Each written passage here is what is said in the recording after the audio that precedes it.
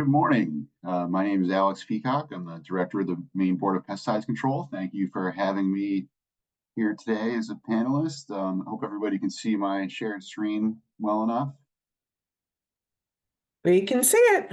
Great, great. So just have a quick overview of rules and regulations here in the state of Maine pertaining to structural pest control as well as mosquito and tick control as well. We'll go over a few, a little bit of enforcement background and the kinds of complaints that we tend to get here in the state of Maine, and some regulations, as I said, pertinent to indoor pesticide applications and drift concerns as well. So just a little bit of background about the Board of Pesticides Control. If you're not familiar, the Board of Pesticides Control, we fall under the Department of Agriculture, Conservation, and Forestry, Bureau of Agriculture, Food and Rural Resources, Division of Animal and Plant Health, where we lies the Board of Pesticides Control. We're governed by a 7-member public board, which includes in statute a agricultural applicator, a forestry applicator, a commercial applicator, a medical professional, a faculty member from the University of Maine, typically an agronomist, somebody working in the agricultural department, and 2 at-large members of the public who can express a background in environmental science. And those public members could never have held a pesticide applicator license here in the state of Maine, which is kind of unique. And they are nominated by the governor and approved by the legislature. Just a little bit of our background. We're just a staff of 14 strong here in the state of Maine. This is how we currently look here at the Board of Pesticides Control. We are currently interviewing for pesticide toxicologist, and our longtime office associates, been with us for 25 years, has recently retired, and so we are filling that position as well. And I've included these slides if you needed to reach out to any individual. If you're, our product registrar, so these slides will be available to you. We have the state split up into 6 inspection districts. We have 5 pesticide inspectors housed throughout the state to conduct routine and for-cause pesticide use inspections. We also operate up here in the northwestern section of the state, which is primarily timberlands, and we do conduct routine inspections with our aerial forestry applicators up in that area.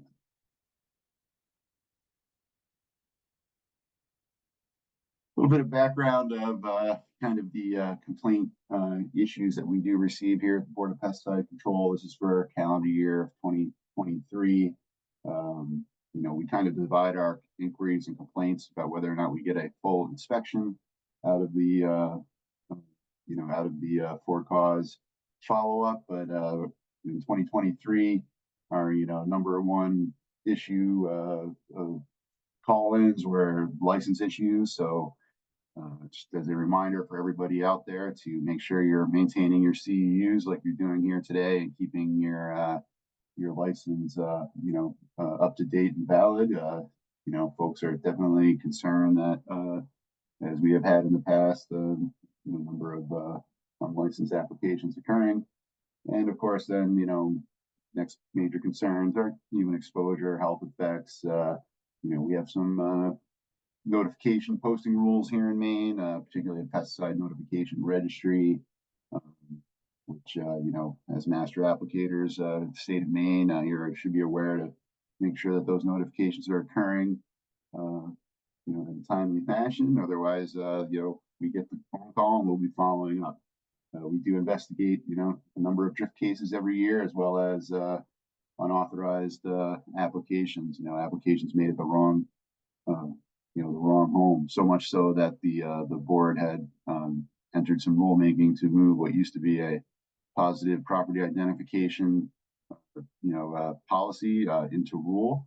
Applicators here in the state of Maine need to identify properties by more than just the address on the work order.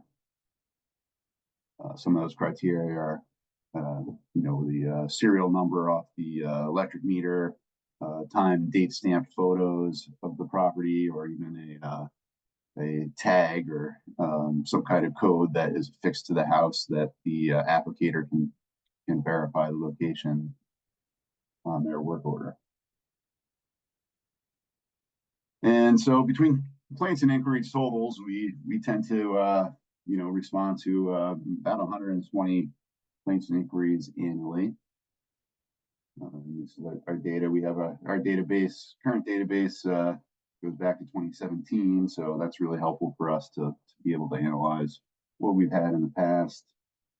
And again, our total topics, again, everybody's concerned about applications being made within laws and policies of the state.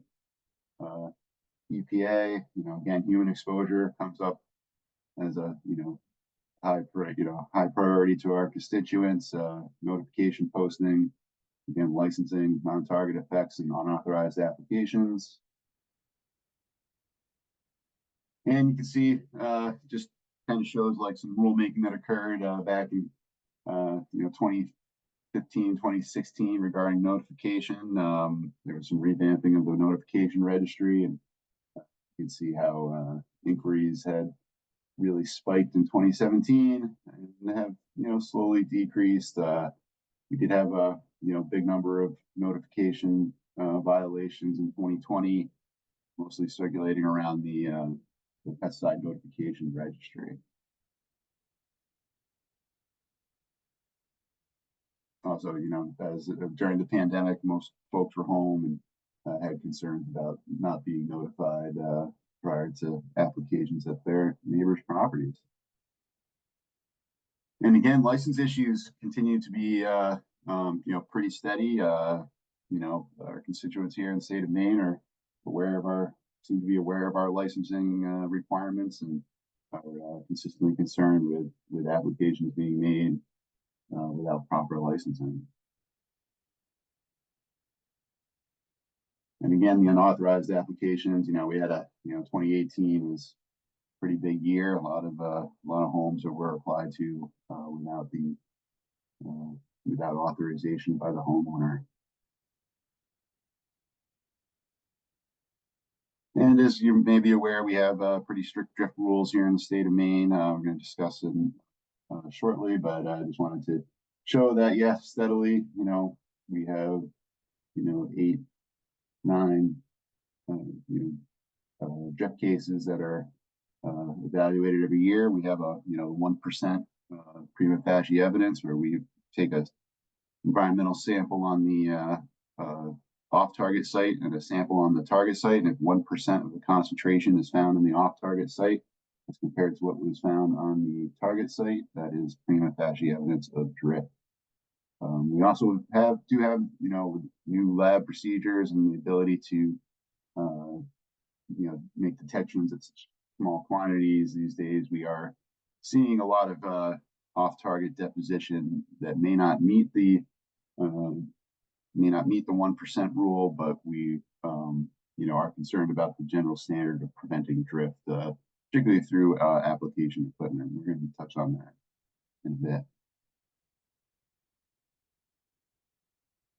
I know I'm going to be, my next series of slides are a lot of words, but you can find these all right on our website. I just wanted to alert folks to the specific chapters related to application sites that you're likely to be working in here in pest management. And the first one for indoor applications is we do have a whole chapter for standards for indoor pesticide applications and notification, for all occupied buildings except K through 12 schools. So we have a whole nother chapter, chapter 27, that is related specifically to schools and school integrated pest management. If you're not familiar and you are servicing, schools, whether it's, tick and mosquito control outside, or turf care for the athletic fields, or structural control relating to the building itself or the cafeteria facilities. It's incredibly important that you are working with the school IPM coordinator. School IPM coordinator is required to authorize any pesticide application being made on school grounds prior to that application. And after you make an application, within 24 hours of completion, you're required to provide your application record to the school IPM coordinator to have on record. So just be aware of that. I didn't put any slides in here about chapter 27, but if you do work in schools, I highly recommend that you take a look at that more closely. So part of our standard here in indoor pesticide application is integrated pest management techniques. I just wanted to highlight that when you're making indoor pesticide applications, whether it's cockroaches or other in the kitchen areas. The interesting thing, the only public health threat that the state of Maine declared that does not require IPM is for bedbug treatment. And of course, we all know that not a major public health threat or nuisance, but otherwise, when you're filling out your service records and reports, you need to have thresholds and looking at,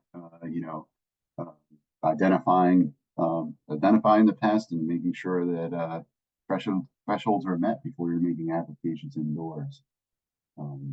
So that's why I've highlighted section 4B here. Applicators must identify conditions conducive to the development of pest problems, and you must provide the client with a written evaluation of pest conducive conditions. I bring this up because we oftentimes will see many service records that say, no activity, no activity, no activity, no activity, and then they make an application.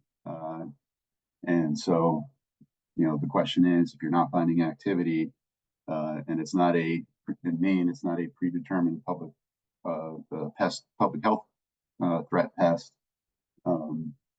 should you really, be making the application? So just please use all your IPM techniques, and be sure that you've noted pest pressure that requires application.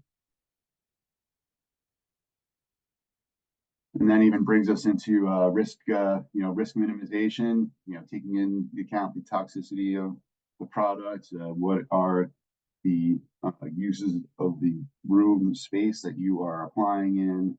The type of treatment being made. If you're doing a crack and crevice versus a banded spray. What's the potential level of exposure, and taking into all these accounts.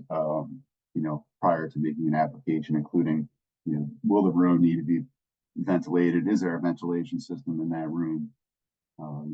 Anything that we, make sure we are not leaving residuals behind that, could cause any exposures to the next users of the room or facility.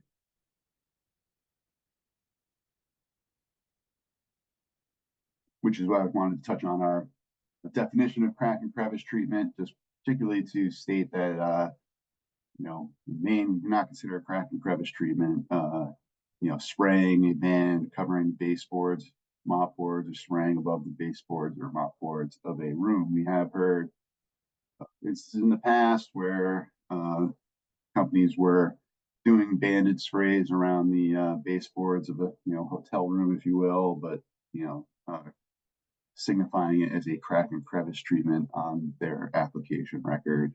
So I just wanted to make sure everybody's aware that we do have specific definition of crack and crevice treatment.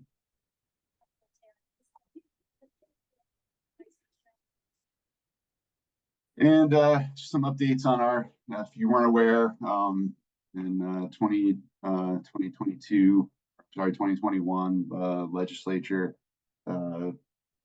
updated the definition of a pesticide here in the state of Maine. This is the definition, the standard definition that was prior to 2021. Your standard pesticide definition of substance or mixture of substances intended for preventing, destroying, repelling, or mitigating any pest.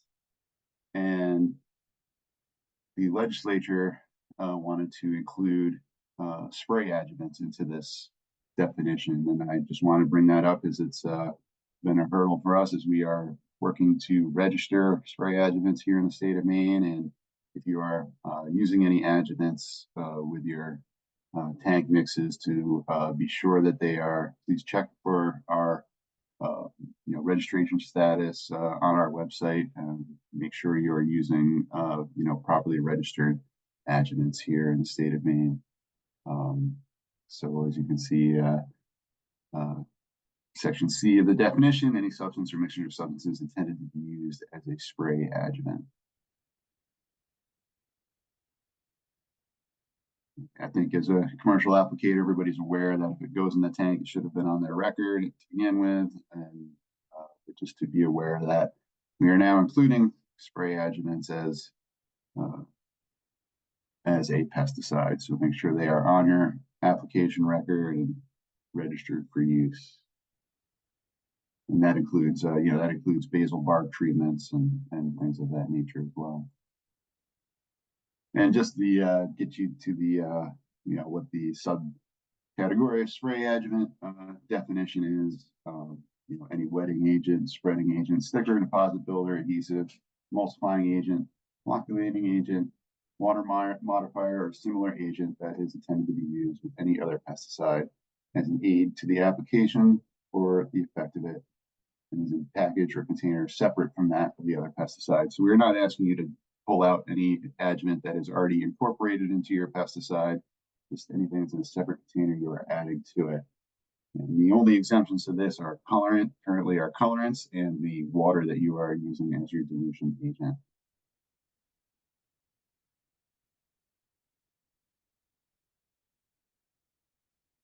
And since, obviously we have a lot of the audience here is not just also working in structural pest control, but as well as, our burgeoning backyard mosquito and tick control applications. I just wanted to discuss our standards for drift. We are certainly seeing an uptick, certainly with the backpack mist blowers, a number of drift complaints, and they annually. Many of them used to come through, our spraying of larger trees for brown-tail moth or other defoliators, or prior to that, we were still spraying elm trees for elm bark beetle to present Dutch elm disease. But now that we've moved to there's a lot of the backyard perimeter sprays and tick and mosquito applications that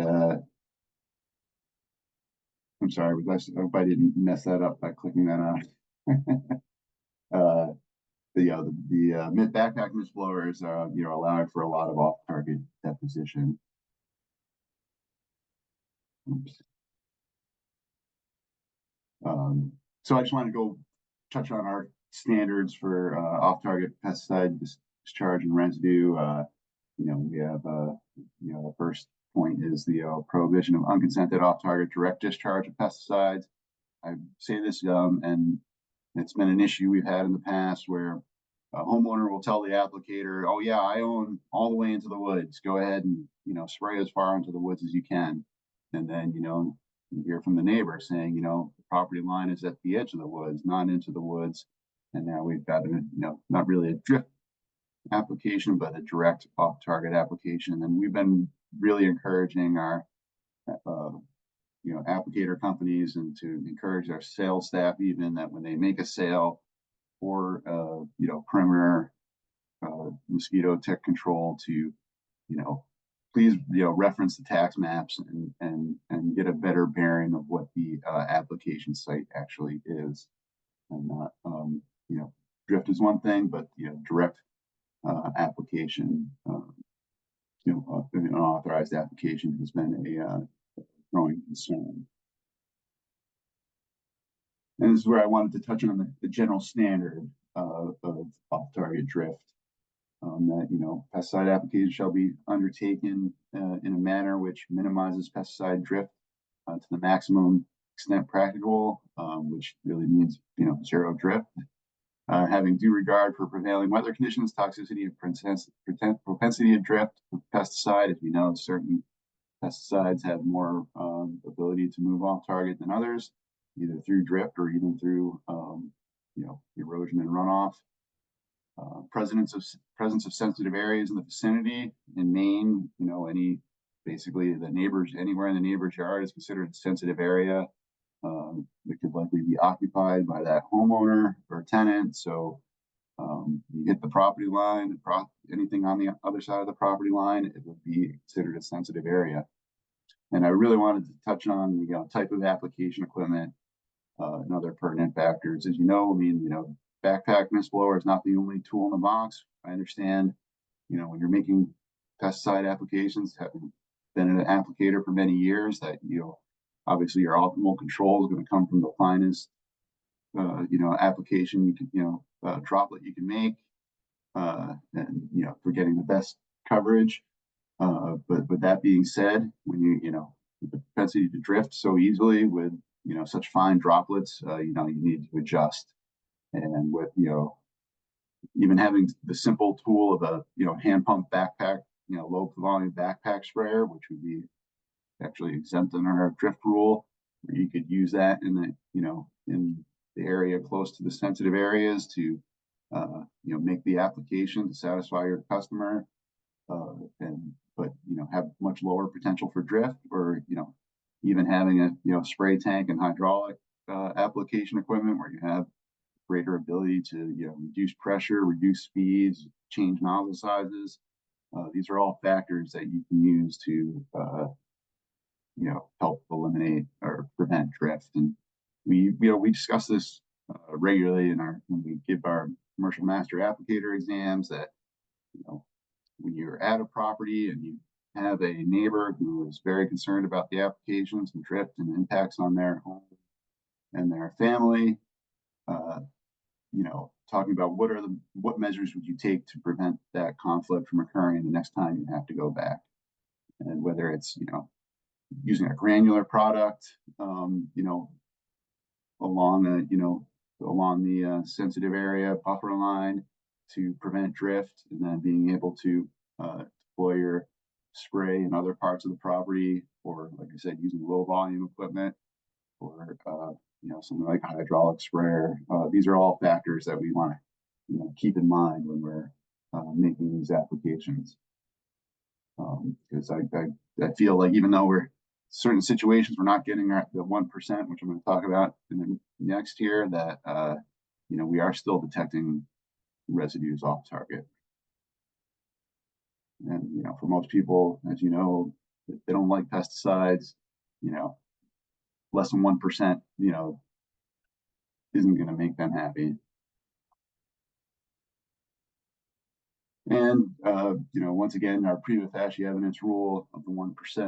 Just wanted to throw this in there so everybody's aware of it. Typically, it doesn't take much to get to 1%, but just that's our standard here in Maine.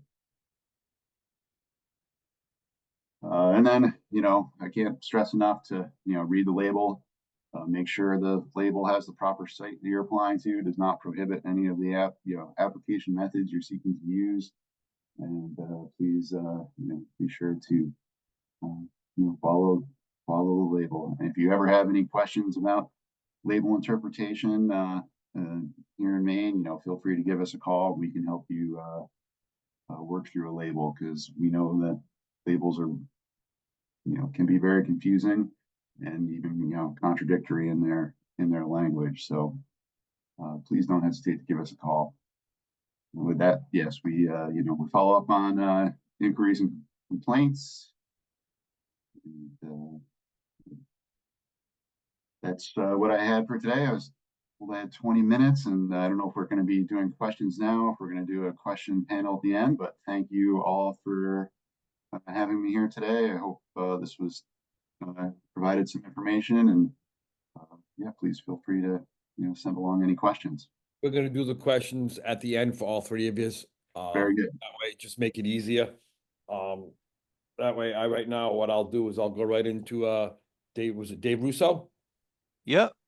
Right, we'll go right into you.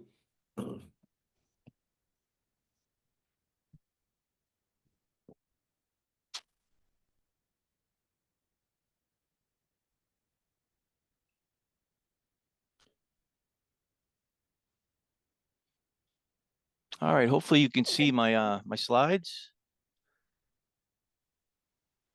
and you can hear me okay.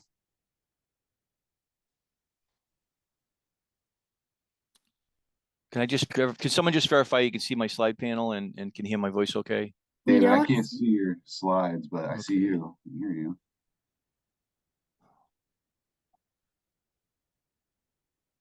There should be right in the center, there should be a share down the bottom. Okay. Now I switch back and forth between Office and Zoom, and I'm like, what? I get confused. I get confused easily some days. All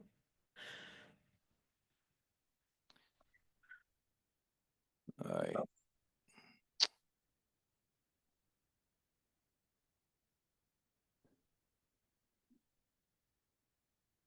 right, let me just try to reboot the slides.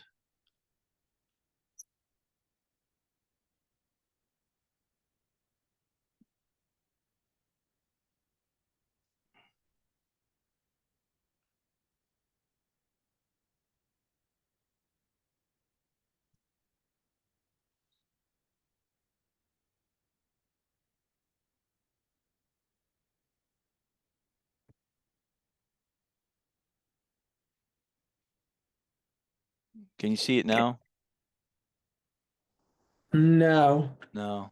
no, we can't see it. All right, I don't have many and I can do it from a discussion point of view. So I'm David Rousseau. I'm with New Hampshire Division of Pesticide Control. We're part of the Department of Agriculture, Markets, and Food. First of all, I want to thank New England Pest Management Association for the invitation. And Alex, thank you for your excellent description of Maine. And I can certainly agree with a number of points that you make. And rather than go into detail, because you've already covered it, but the proper selection of equipment is very important. And the whole piece about integrated pest management, also a key point, as well as drift management. So in New Hampshire, we have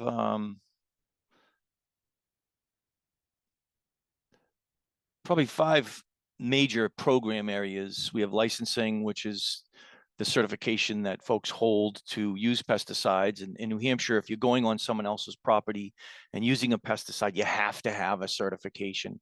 You have to have the license.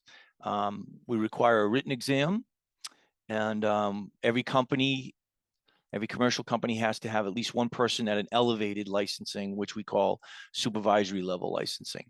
And then under that supervisory level license, you can add what we call operational level licensing, which a lot of states refer to as technician. So that's our licensing program. We have an enforcement program where we do a number of inspections, and then we review those inspections, and some of them will filter out as enforcement actions, everything from a written warning to a fine. So a licensing program, an enforcement program. And then we have our product registration program where we register close to 13,000 products in the state of New Hampshire. We have an environmental protection piece to our program. Most of that is spent in water quality protection. A number of licensing activities, especially outside, require what's called a special permit. And that's an environmental contingency in addition to having a pesticide license. So we do have an environmental protection program. And again, probably the biggest piece of that is the special permit.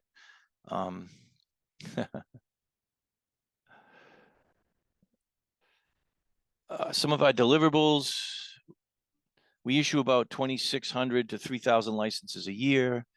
I mentioned the 13,000 products. We do about 600 inspections and issue about 360 special permits. So that's sort of the core description of our activity.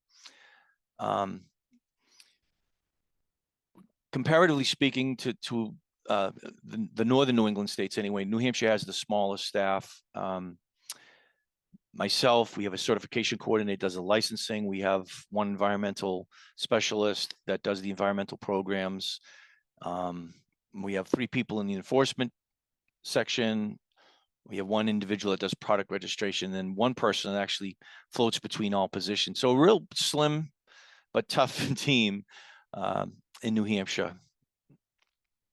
And some of the major topics that we've been wrestling with in 2024, the rodenticides.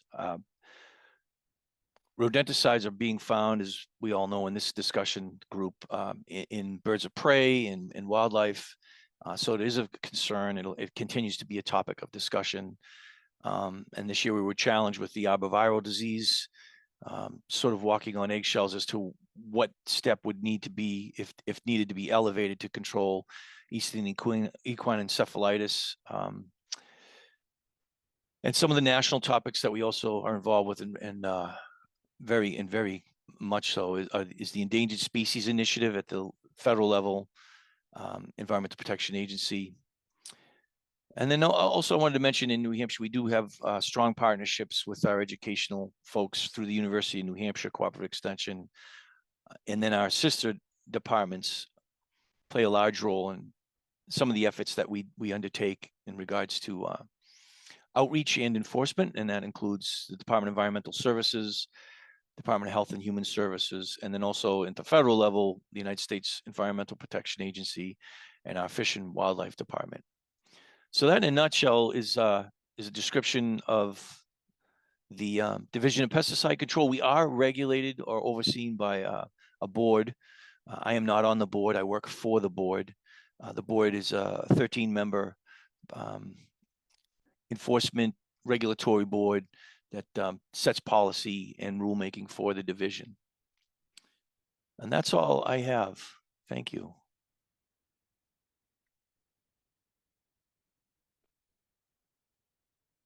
Thank you, Dave. I appreciate that. Is the other David on? David Yes. Huber is on. Yes. All right, we'll go right to David, and then we'll do the question and answers right after.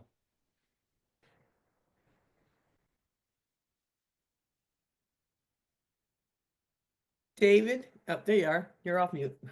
Hi, everybody. Can you see me? No, we cannot see you. All right. Looks like, there we go. There All we right, go. perfect. All right. Hey, everybody. I've got a PowerPoint for everybody as well. It's going to be on a different topic than what Alex has talked about. But I'll give an overview just the way that Alex and David from New Hampshire just did.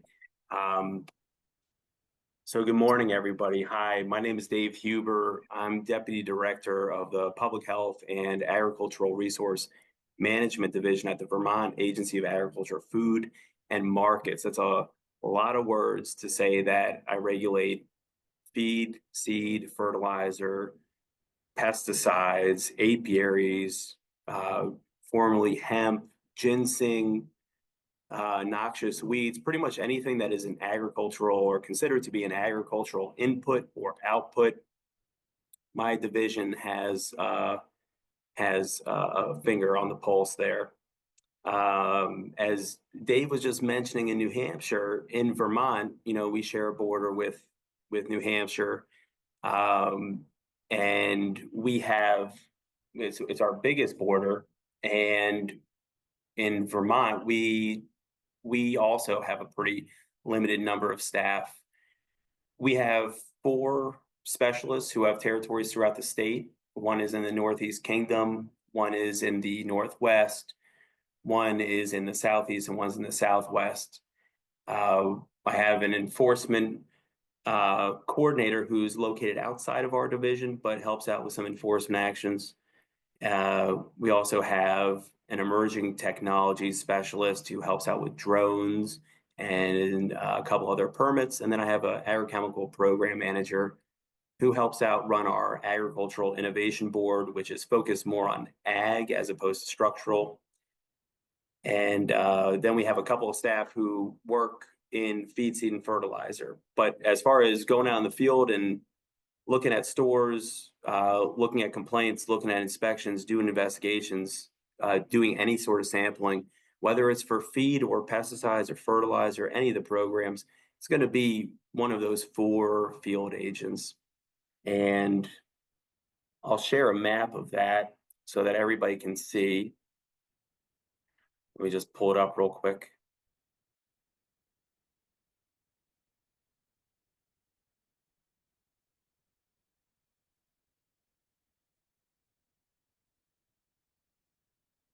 All right, let me share this screen here.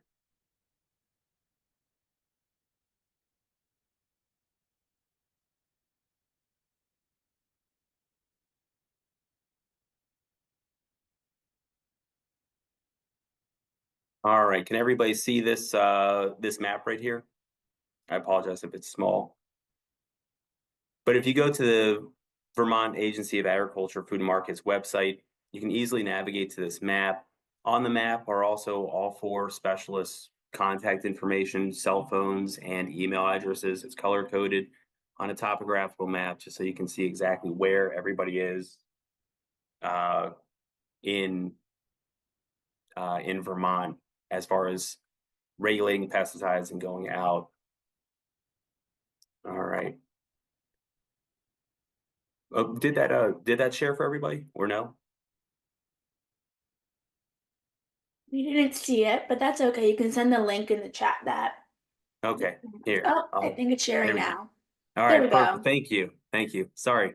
So this is the map. And as you can see, it has the names and the phone numbers and the cell phone numbers and the email addresses for each of the specialists. All right. Before I start showing into this PowerPoint that I have, which is on a different topic, I wanted to keep things interesting. And so I know that everyone on here is going to be hearing about a lot of state regulations. I wanted to talk about e-commerce and what Vermont is doing with e-commerce and what is happening at the national level. I think this is something that's going to affect a lot of the folks on this call's business, especially if you're purchasing your products from a supplier. And I'll explain why when we go through this PowerPoint. But before I went into the PowerPoint, I also just wanted to mention to everybody that I am now on the board of ASPRO, which is the Association of Structural Pest Control Regulatory Officials. And if you haven't heard of ASPRO and you're on this call, I encourage you to find out more about ASPRO. In fact, you can email or call me and I can tell you more about it. But essentially, it's one of the regulatory bodies at the national level where the EPA, industry, and the states come together and talk about issues that are affecting structural pest control. And the board is strictly comprised of regulatory officials, but at the meetings, you can get your voice heard if you're a member of ASPRO. So I just wanted to put a plug out there for everybody on this call. If you're interested, please let me know. Happy to explain more about ASPRO, but I think it is very pertinent to what is occurring here. One of the things that we are doing at ASPRO is I'm also chair of the Inspector Training Committee. And why is that important to everybody on this call? Well, it's important because what we're trying to do is create a standardized approach to inspections, making sure that in the structural world, if you are an investigator, a state regulatory inspector, that you're getting the same sort of training so that the inspectors are going out there and are able to have a very similar type of inspection that is going to pass muster, but it's also something that industry will be able to rely on so that there's no surprises, there's no gotcha moments. This is just something that we're trying to make as standardized as possible, while keeping it obviously legal and usable, excuse me, in every one of the member states. So industry at ASPRO is pretty excited about this. The states at ASPRO are pretty excited about this. And that's because, again, this is something that everybody can get behind.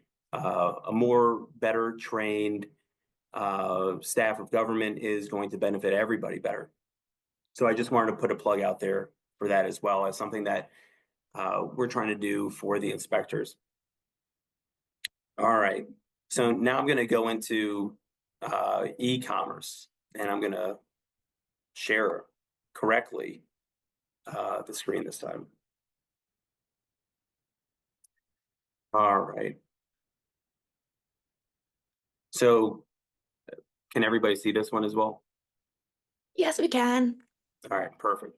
Thank you so much to whoever's saying that. I appreciate it. All right, so this is again, I wanted to talk to everybody about e-commerce specifically, and this is something that you may not have ever had to deal with because it's never gotten in your way. If you purchase your products online, this is not meant to make it so you can't purchase your products online. What e-commerce, the challenge now at the national level as well as at individual states, is looking to make it a level playing field. And what I mean by that is, in some folks online are selling restricted use products, and that's potentially illegal. And if you're buying products from somebody where illegal activity is occurring, I just implore you to start thinking about maybe making that switch to buying your products from a place where it is legal to do so. Always ask about if that person is under enforcement for anything. They may not give you the right answer, but just want to put it out there. So there's a work group at the national level. It's called the Association of American Pesticide Control Officials, APCO. And the work group I'm talking about is the e-commerce work group. And this e-commerce work group came about because of technology and globalization, what's occurring in the world, right? The internet has resulted in a flat world. If you wanted to buy something today, you don't have to leave your house. You don't have to change your clothes. You don't even have to get out of bed. You can purchase products from the internet. And back in the day, 15, 20 years ago, if that's considered back in the day, e-commerce, as pertaining to pesticides, it's not anything new. Government used to have things called surf days. And during surf days, if it was a rainy day and staff weren't going to find anything in the field, their supervisor said, look, go online and see if you can find restricted use pesticides. See if you can find something that isn't registered in our state, and we'll put an end to it. Now, the problem with all of this is that there's an EPA definition of an inspection, and then there's a state definition of an inspection. And this all came out into the forefront with the pandemic. I'm sure that's still on everybody's minds. What was occurring with the sale of goods and how hard it was to get some goods. And some people had products and you could purchase it from them as opposed to your preferred vendor. But with the pandemic, a lot of states made that switch to saying, look, I can't go out in public and inspect, so I'm going to inspect online. And the EPA had a bone to pick with the states. And the reason for that was because the EPA defines what was occurring online as off-site compliance monitoring, not an inspection. And this is important because I'm sure everybody on this call is aware, but if you're not, each one of us, everybody who's spoken so far today in today's meeting, we're state lead agencies. And what that means is that we, under FIFRA, the Federal Insecticide, Fungicide, Rodenticide Act, which came out in 1947, before any other environmental statute came out, under that act, we are co-regulators of FIFRA with the EPA. And so the EPA and each state, all 50, are on the same level, same playing field. And we have to agree on a lot of things, but we also disagree on a lot of things. Sometimes industry gets wrapped up in that, apologies, but that's government. And it came out to play here because there's a difference in the word inspection. And for the EPA, they came to this understanding that, hey, a lot of states are looking online. We should probably change something. But did they? Let's find out. So there's a whole bunch of increasing areas of concern here, right?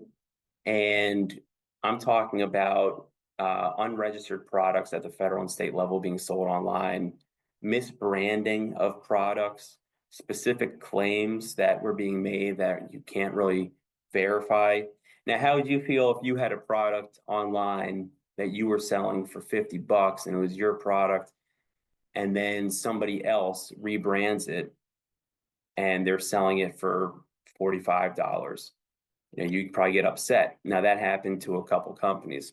Syngenta was very active in AskPro about making sure that their products were not being misbranded online, because they don't want the liability that comes with that. Somebody buys a product that has someone else's name, something bad could happen, and then who gets blamed? The person whose name is on that branding. Now, if it's misbranded, is that fair? No, but we want to make sure that that's not occurring.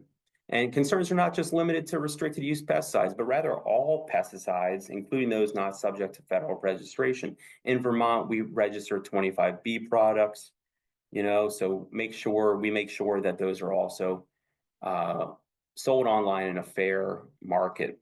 Now, there's also technology versus technology. And what I mean by that is, look, if government is always behind, one step behind, and we're trying to keep up with technology, but every time we do, new technology is coming out. There's AI, there's chatbots, there's all sorts of stuff. How do you locate a seller online? If they can change their email address, they can change the URL address pretty easily. And then how do you gain and maintain compliance? Pretty tough stuff, but these are the increasing areas of concern. And I bring this up so that you can see that, what we're looking at the state level, not just in Vermont, but all the other states, is maybe not just what's going on within our borders, but what could potentially be coming into our states and affecting us from the outside. So this e-commerce group came about, formed in 2022 to tackle this problem. And we worked with EPA OECO, which is the Office of Enforcement and Compliance Assistance. And we wanted to talk to them about how this is going to evolve over time. So we submitted a survey, and we got 46 responses, which is a lot for a survey. I'm sure you're all in the same problem we are. You send out a survey, you get one response back, and we want more than that. Anyway, this is a statement from the minutes from one of our meetings. State FIFRA issues research group, and we brought up the need for EPA to deal with e-commerce issues. While large seller cases are important, provide some deterrent, small scale e-commerce issues are widespread, right? If you have one person who's selling 1,000 things, but you got 1,000 people selling one thing, you still have to regulate everybody. As government, we are unbiased and we have to regulate everybody. There was some misuse known to occur in beehives, specifically bathtub flea and tick concoctions. I'm sure everyone's aware of those. And then problematic applications on TikTok as well as on Etsy. It's just some cocktail information for everybody, but Etsy is the #1 retailer of illegal pesticides. All right, so do you conduct e-commerce inspections? These are the questions that we asked. This is what we got back from states. So a lot said yes, but how do they do it? Some have guidelines, some have forms, not many. Some indicated that they hold the same value as going in person, doing an in-person inspection. Going to do an inspection in the field has the same value for some states as an e-commerce inspection. And how do they do it? Some just type it into Google. Now, as far as the no's, these are pretty much the exact opposite answers as to what was being said on the yes, right? A whole bunch want to do them. A whole lot more than 19%, right? 96% said they would find guidelines helpful. And then one asked why they don't do it. They said time, resource constraints, use of grant funding. That's really important. We'll get into that in a second. And then don't know where to start. It's overwhelming. Now, why is the use of grant funding important? The EPA, like I said earlier, is a co-regulator of FIFRA with all 50 states. Now, we as the state lead agencies get a certain amount of funding from the EPA, which allows our programs to go out and conduct inspections. So if you've ever been subject to a use inspection, which everybody on this phone call probably has, if you've ever been subject to a storage inspection, which everyone on this phone call probably has, the EPA gives the states money to be able to conduct those. The EPA does not give the states money to conduct e-commerce inspections. So while we're checking your storage, where did you buy the products? The person may not be regulated. Now that's changing. So we looked ahead and we thought, well, we need to get paid for this because that way we're able to use resources to tackle the problem head on, and we can also do so and report back to the EPA that, look, this is a bigger deal than maybe some other things that were a big deal, but since, you know, the past 15 years we've gotten a handle on it, maybe we should start looking at these e-commerce activities. And now a lot of this may not make total sense to everybody. All the words here, the fiscal year 26 to 30 cooperative agreement guidance, the 5700 form, don't worry about it.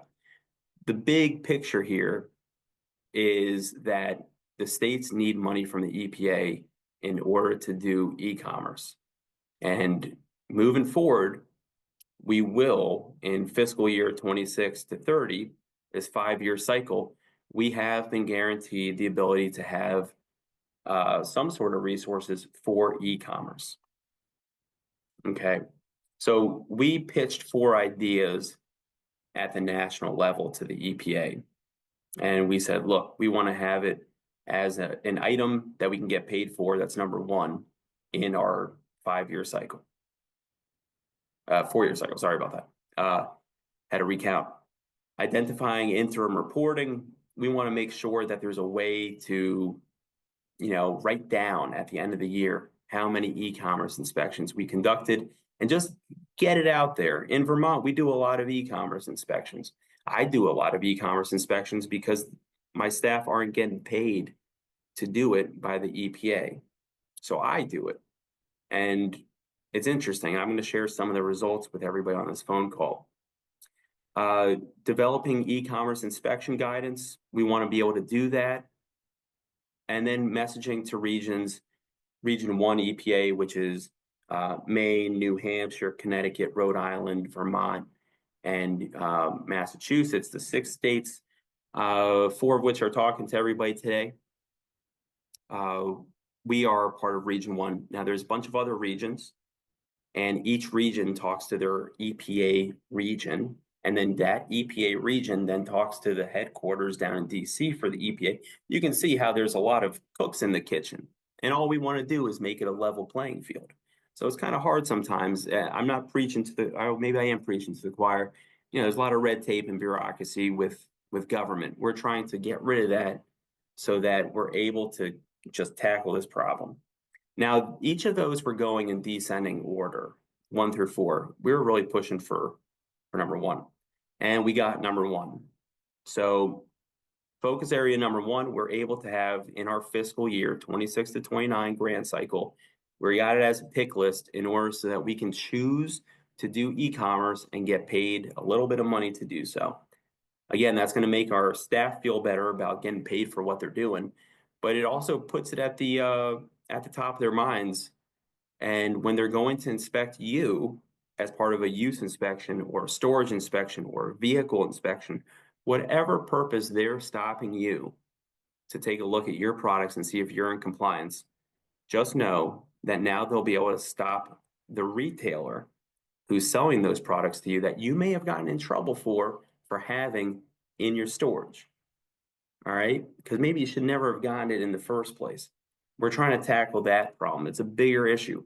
But again, it's all in the name of making it a level playing field. I hear a lot from the golf courses because in Vermont, we have golf course permits.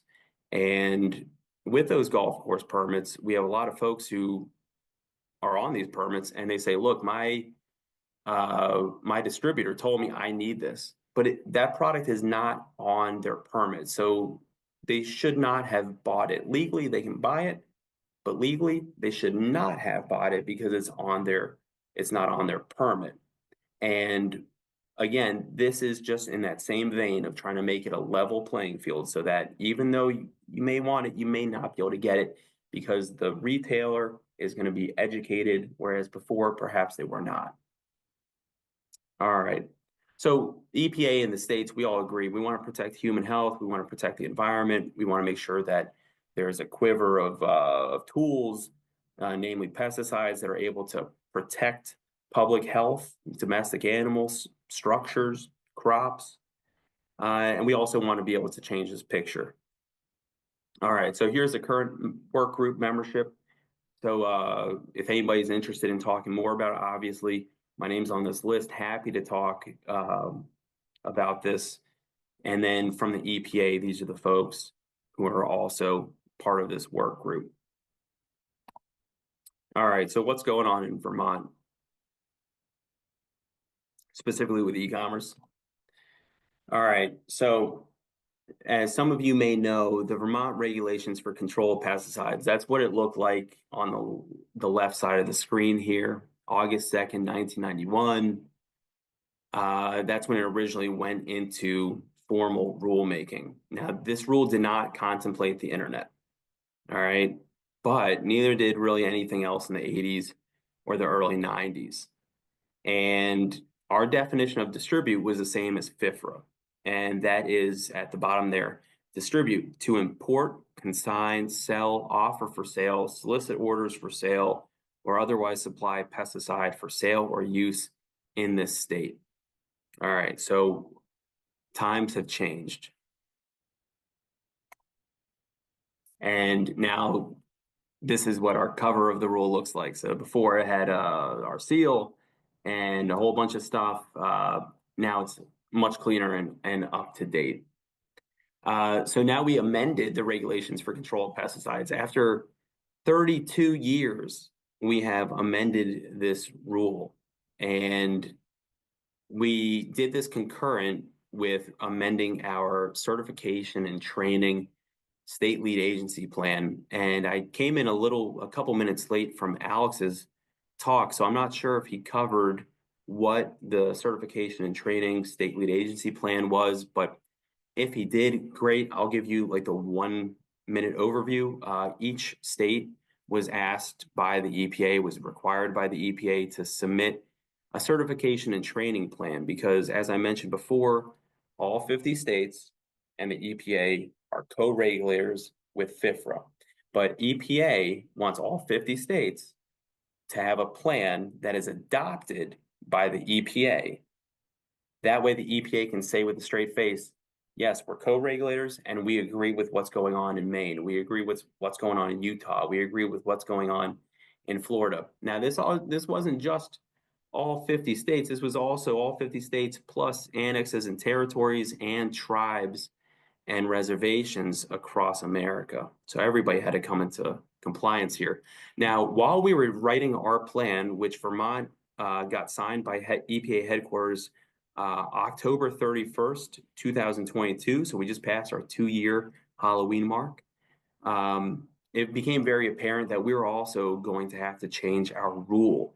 And in Vermont, updating and amending a rule is a Herculean effort, and it is pretty nuts. So for lack of any better phrase, it's a hard time. And we wanted to get the ball rolling. And so we started. It's an 8-month process. We finished it in 1 year. The problem with that is we had to keep going back and forth with the legislature. I'll explain it in a sec. But eventually the rule went into effect on February 24th, 2023. And the rule contemplates the internet. And here's more cocktail trivia for everybody. What was the first thing sold on the internet? Yeah, everyone's going to look it up. You're probably going to get an interesting answer if you look it up on Google, but it was 1994 and it was a book, and it was when it was sold by Amazon, back when Amazon was just a book retailer. If you can remember that, that is mind-blowing because now you can buy pesticides, formerly RUPs, on Amazon. So how crazy is that?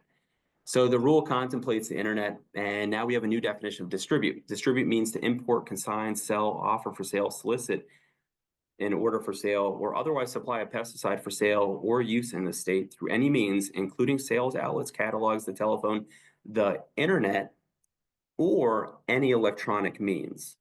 All right. Now we're taking an approach where we don't care what platform you're selling it on. This is different than the EPA. The EPA was looking at platforms. They said, Amazon, I'm going to hold you accountable for selling this product. Amazon's response was, I'm just a platform. Some person is selling a product on my platform. Go after them. Good luck going after that person, right? They're going to be gone. They're going to delete their store, and they're gone. Same thing with Etsy, same thing with Craigslist, same thing with everything. Really, we don't care. We're going after anyone who's doing it on the internet or any electronic means. I got a much different answer from Amazon. Amazon, we'll go into it, but they're in Dave, compliance. you got a in couple Vermont. more minutes. Oh, thank you, Kevin. All right. So we amended the rule and we proved that we're committed to progress on e-commerce regulation. All right. So rulemaking in Vermont is $2,200 to file. It's a lot of Administrative Procedure Act hurdles. And these are all the dates of everything that we did going through to get this rule across the finish line. In Vermont, you have to be a dealer in order to sell a pesticide. And our initial approach was to find out who was a dealer by getting an admission from a company that they're distributing a pesticide, online companies. And then we inquire about the class of pesticide, because in Vermont, we have 3 classes, A, B, and C. A is RUPs, Bs are some provisions on the use, like weed and feed, lawn care, turf, and then C are general use. So the first case that we had was with a company called Pesty. All of our actions are public records, so I don't have a problem saying anything to anybody on this call about any of our cases. Pesty wrote back when I asked them about what they were doing. And they said that they were distributing a pesticide. They admitted to it. This is the actual part of the actual email that I sent. Now, I also inquired as to whether they were collecting Vermont sales tax, because there's a trigger there. So 1 minute, Dave. All right. Pesty's response was, if you're coming after us, what are you doing to my competitors? Right. So guess what Vermont did? I went after all their competitors. Pesty then came into compliance. If you want to come into Vermont to be a distributor, you have to come into the state to actually take the test. So the next email I sent was, after going through Pesty, was to Amazon. You can see, please confirm that you are registered to distribute pesticides in Vermont and possess all relevant license for information for Vermont. Vermont responded to my email by flying in and taking the exam. And then I was going to talk to everybody about cannabis as well, and the bigger picture of why we're doing what we're doing. And I don't know if you'll be able to see this, but here's an interesting website. It's called madeinchina.com. If you're ever interested, take a look, and you can search on here for pesticides. And you can see that 280,000 products are licensed or listed for sale on this website, all negotiable. And this is the bigger picture of e-commerce, making sure that the public is safe. Thanks, Kevin. Dave, thank you. Great information. We do have. Oh, sorry, Mike. time. I'm sorry. That's all right. Thanks, Mike. Kevin, Mike, I take that as a compliment. All right, very good. We have a couple questions. One here is, this one is from Vic. Will any of the e-commerce regulations restrict unlicensed homeowner use accessibility? I feel like it should be a concern as well. Yeah, great question. It is a concern as well, but I want to talk. Yeah, it is a concern as well. And anyone purchasing from any of these websites, if it's going to be a product where you have to be licensed to do so, you will have to show your certificate, your license information. Otherwise, that sale should not be complete. If it is complete and you know about it, let me know so I can engage in enforcement with that e-commerce site. Additionally, anyone who is selling a product and they can sell it into Vermont has to be a licensed distributor. So if you know of a company, you want them on the level playing field, let me know, and I'll get them into compliance. Thank you. Thank you very much. We have another question. This would be for David Rousseau. Does New Hampshire State Register FIFRA Section 25B exempt pesticides? So New Hampshire requires that 25B pesticides are registered. In addition, if you're using them commercially, that is going on someone else's property, then you would need a license. I agree with that 100%. It should be in all the states. You are applying it for hire. You should be licensed to be doing that, even if they are EPA exempt. Thank you.